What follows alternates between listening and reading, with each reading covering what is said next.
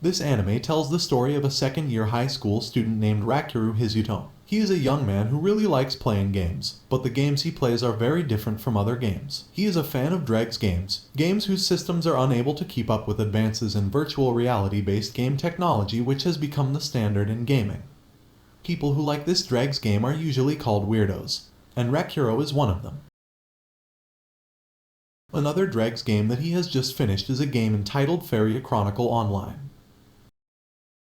In this scene, you can see a man wearing a mask and only wearing shorts watching a dragon die and disappear after being defeated by the man, then making the weather around him become clear again.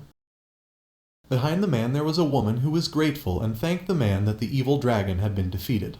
But suddenly, for no apparent reason, the man jumped up and then kicked the woman in the face. Then the game was successfully completed. Then the story moves to Mahinoki High School, which is where Rakurou goes to school. At the end of the hall there was a girl who wanted to try to say hello and get closer to Rakurou, but she failed to greet him, and it turned out that the girl was Seiga Rei, a second-year high school student just like Rakurou. The story moves to a game shop. This game shop called Rakurou is quite large and has a fairly complete game collection. The manager of this shop is named Iwamaki Mana. Rei came to this game shop so she could see and meet Rakurou. But when Rei came, Rakurou was not in the shop, and instead Rei was teased by Mana. Mana tells Rei that Rakurou rarely visits the game shop now, because recently he has been trying out a super dregs game called Feria Chronicle Online. Mana explained that the game was a super dregs game that was in the legendary category, because allies who were supposed to help instead became a burden and the enemy's attacks were beyond reason. Plus the game system is very chaotic. Only people with high gaming skills can finish this game. Not long after, the shop door opened and Rei was surprised that the person who entered the shop was Rakurou, and suddenly Rei disappeared from Mana's sight. Then Mana asked Rakurou about the Feria Chronicle Online game he was playing. Rakurou answered confidently that he had finished the game, and with enthusiasm Rakurou told Mana everything, starting from his partner named Feria, who is always a burden and always causes problems, to becoming an obstacle in his adventures and continues to make Rakurou emotional. Rakurou's annoyance with Feria paid off when he defeated the final boss. He used the time to beat Feria, and it turned out that was the reason why Rakurou suddenly jumped up and kicked Feria in the face.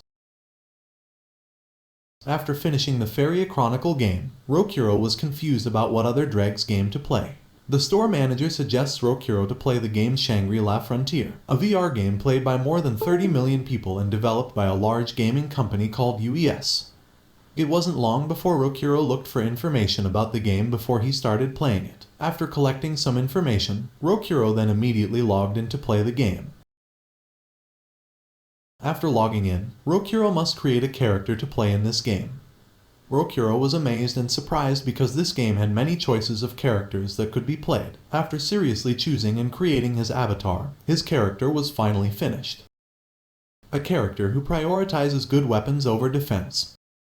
For this reason he sells all the equipment he gets from the start in order to earn money. And to hide his identity he wore a mask in the shape of a bird's head. And the name used in this game is Sunraku. After entering the game, Sunraku was immediately surprised by the quality of this game. The starting place when he played was in a forest, and when he was about to head to town he was suddenly attacked by a monster.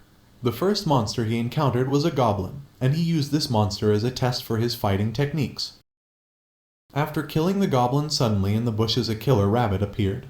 The rabbit was quite strong, but he was able to defeat it easily. After defeating it he leveled up and gained several skills. In his fight against the rabbit he got the drop item, a double sword, and then made it his main weapon. Sunraku then continued his journey to the nearest city, but the bridge connecting the forest and the city was guarded by a giant snake monster.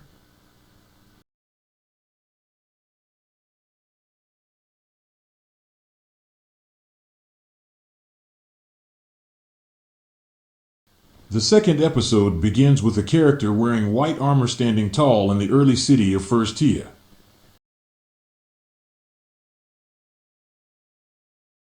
The character wears high-level armor, and if you look at his emblem, he is a conqueror from a large clan. It turns out that the armored character is Rei. He is waiting for Rakurou and wants to meet him. But unexpectedly, Rakurou passed through the city of First Tia and went straight to the Swamp Explorer city of Second Ale.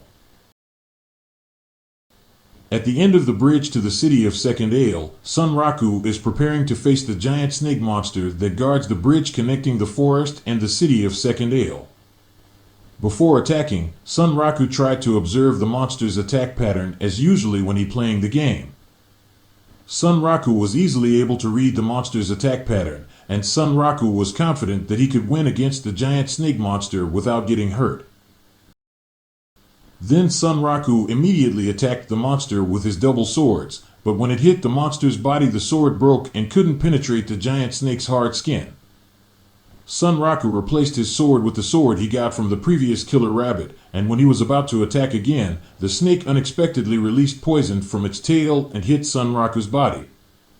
And the effect of the poison reduces stamina by 1 point every 10 seconds. Sunraku only has a little time to defeat the giant snake monster.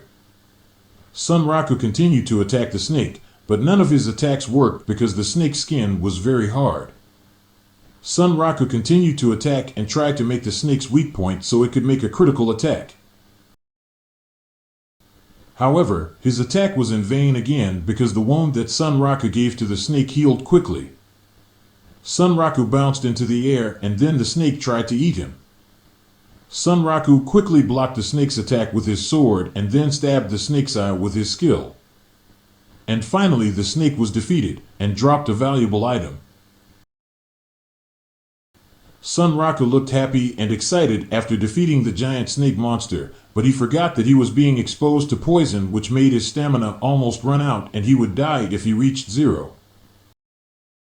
Sunraku rushed to the city of Second Ale to find lodging to renew his starting point and did not return to the place he came from. Sunraku ran fast towards the city of Second Ale to look for accommodation. And in front of the gate a player was seen from a distance telling the location of the accommodation to Sunraku, who looked in a hurry. When we arrived at the Sunraku Inn, we went straight to our room and finally the starting point was in the city of Second Ale. A moment later he ran out of stamina and was forced to log out because his stamina reached 0 and was subject to death penalty. The next day Sunraku tried to go around the city of Second Ale, because this city was his first city when he started playing the game. Sunraku's main goal in this city is to look for weapons to replace his main weapon which was destroyed when fighting the giant snake monster. And Sunraku also bought armor so he wouldn't look like a strange person in the middle of the city. After buying a piece of armor, Sunraku went straight to the weapons shop. In this shop he saw that the quality of the weapons being sold was not as good as the chopper vorpal he got from the drop item. Then the shop owner suggested that if he wanted to get a good weapon he could make it if there were suitable materials. He suggested searching for and mining materials in the swamp near the city. However, when mining he only got stones. It turned out that finding material to make weapons was not as easy as he imagined.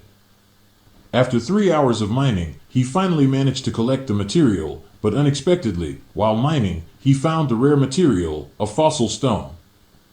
Then Sunraku asked the shop owner to make a double sword weapon from the materials he got. It wasn't long before the double sword he ordered from the shop owner was finally finished, and he finally had a replacement for the broken sword. While talking, the shop owner told him that it would soon be dark and it would be dangerous to go out, because there were dangerous night monsters outside the city of Second Ale. This actually made Sunraku happy because he could try out his new sword. Sunraku tries to leave the city of Second Ale and fights a goblin.